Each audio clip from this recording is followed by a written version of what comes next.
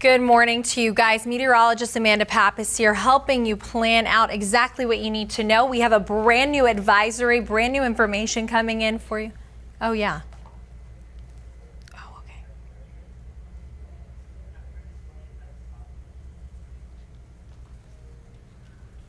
okay.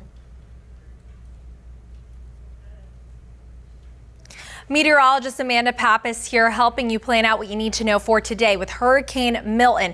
The latest advisory from the National Hurricane Center, 8 a.m. here, and it is showing us that the system has even weakened furthermore. So this is some good news. Obviously, it's undergoing what we call an eye wall replacement, meaning the system's collapsing upon itself, right? However, as it does that, it's collapsing upon itself to make room and to regenerate a new, larger and more powerful eye wall, meaning that this system is going to get larger over time. For right now, while this process happens, we typically do see a weakening period, which is good news for us, at least in the short term. Wind speeds have dropped now to 145 miles per hour. We see that pressure has actually gone up, meaning that system's weakening at 929 millibars as it is scraping by the Yucatan Peninsula, bringing them life-threatening storm surge still at this time, gusty wind, rain, and everything that you could think of, all the impacts we've been talking about that we'll eventually see here. So the system is smaller but mighty, and it's going to continue to expand and grow as it gets out over those warm Gulf waters. As it pushes over the Gulf, don't be surprised. Later today, it'll be back to a Category 5 strength.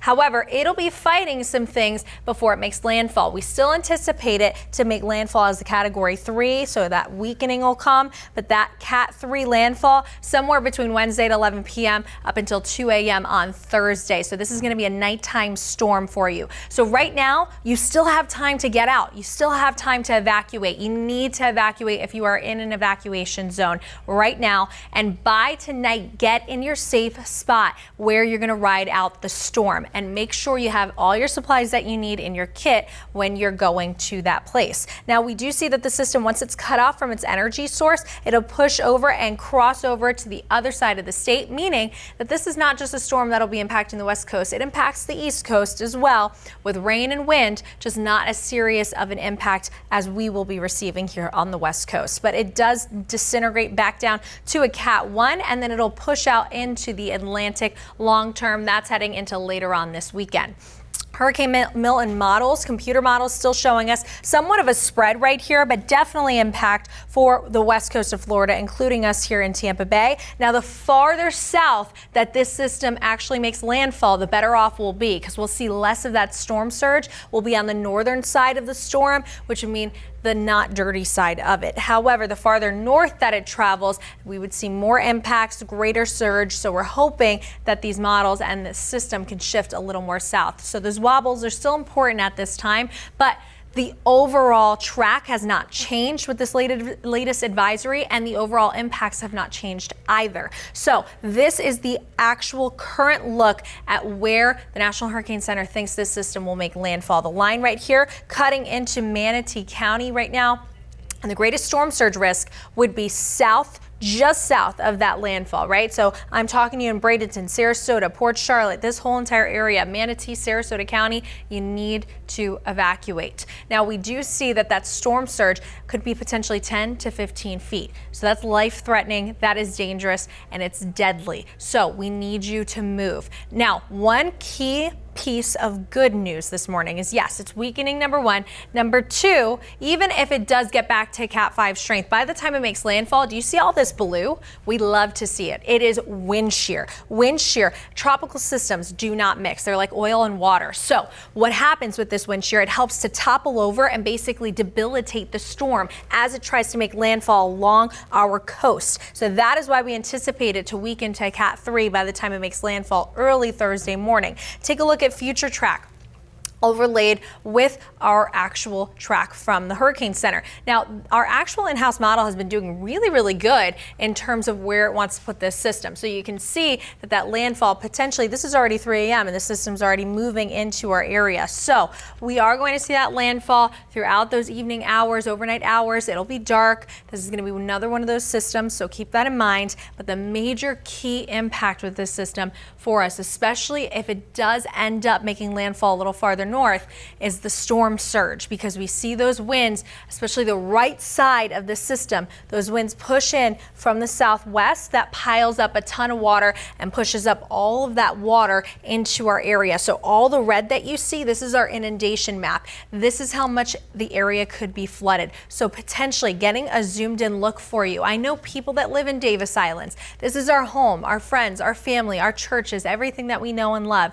I want you guys to stay safe. So look at this. If you've been a little nervous about evacuating, thinking about it, your anxiety is going up, you still have time to get out, because look at how much we could see in terms of water, up to 12 feet. I live over here by this area. You can see the MacDill Air Force Base.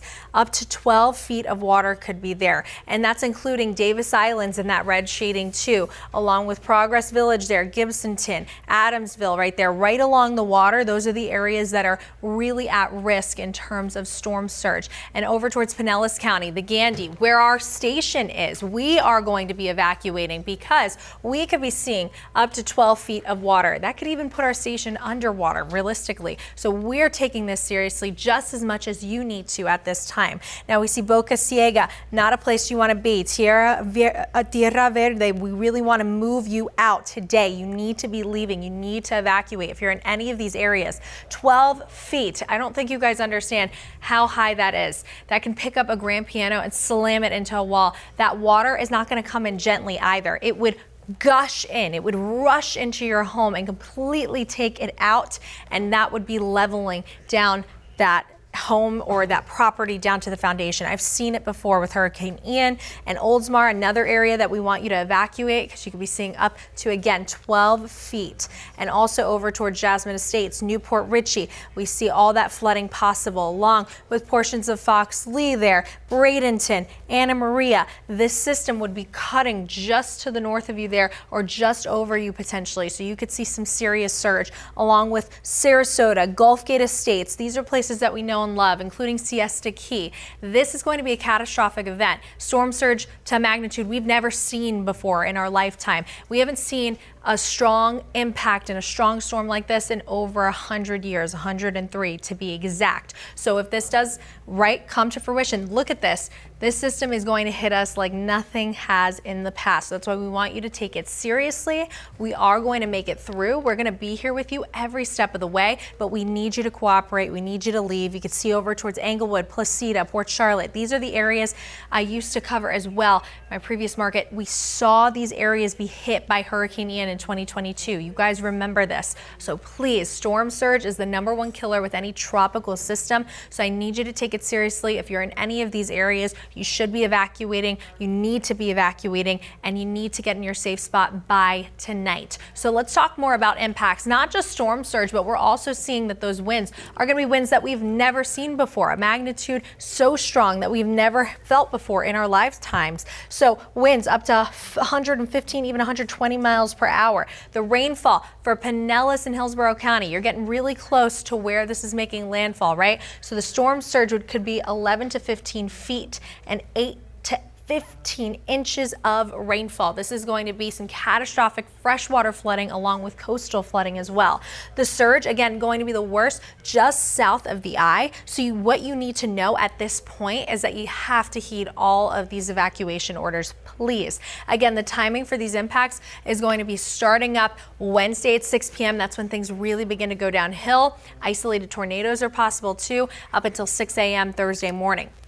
Manatee and Sarasota, look at this, guys. We see that 4 p.m. till 4 a.m. on Thursday, potentially even a little bit longer than that. We have those winds topping at 110 miles per hour. Rainfall could be up to 10 inches. Storm surge could be the greatest right here, because this would be just south of where landfall is supposed to be. We anticipate that landfall over towards Anna Maria, just north of Bradenton there. So just south of the eye of the storm, that would be the worst surge at 11 to 15 feet. So you need to heed all the evacuation warnings at this time. Water vapor imagery. I want to show you guys another thing. The one key piece of positive news we've been talking about is the wind shear and also the dry air. So here's the dry air itself to our north. You can see all of the orange here.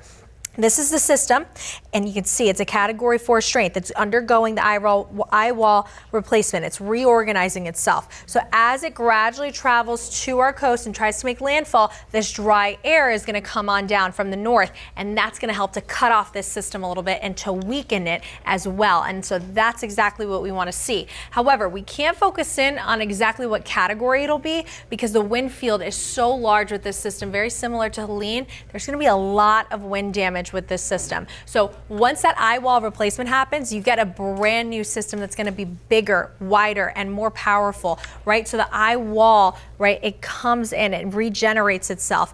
And so the wind field that we talk about, these are all the winds around the system, and they become much wider and much stronger as well. So we're going to see a lot of damage with these winds too.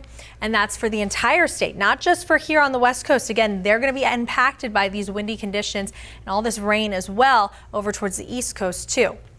Now, what we do know with a lot of these systems is that we could have the potential for isolated tornadoes that I alluded to before in the impacts. So here we go. We already see that low end risk starting Wednesday for the isolated tornadoes, Thursday as well, as we will be receiving those bands of rain and wind.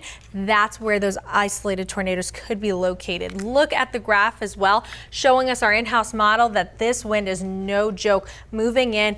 And these are just the sustained winds. These are not even the gusts, the highest of the winds, but already showing 60 to 70 miles per hour. And those gusts could be well over 100 miles per hour. Rainfall, what you can expect for our area, anywhere from 10 to 15 inches even is possible. Most of us will see anywhere from 8 to about 12. Isolated pockets, 15 inches of rainfall. So right now, what I need you to do is take these evacuation warnings seriously.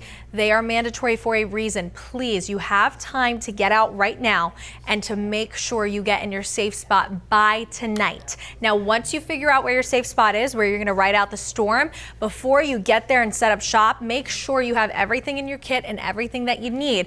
Today, we want to charge up all your devices, have your portable chargers on you, battery-powered fans, another great option. Check your kit for all of your documents, important things that you need, your medications. You want to make sure that if you can find any gas, it's scarce, but it's out there. Make sure you gas up while you can. Stock up on the water, and then make those last-minute preps to your home, and then you gotta go. You need to evacuate. So guys, for now, that is all I have for you. We're going to continue to give you this special coverage. We're going to be here for you every single step of the way, myself and the rest of the 10 Tampa Bay weather team. We're watching the system carefully. We're going to give you the latest on everything that you need to know, but now is the time to take action and evacuate in this moment in time. And we have a special edition of 10 Tampa Bay this morning coming up at 9 a.m. where we will investigate and dissect the storm even more so and tell you the exact timing of everything you need to know. And we'll continue to keep you informed, prepared, connected, calm, and most of all safe.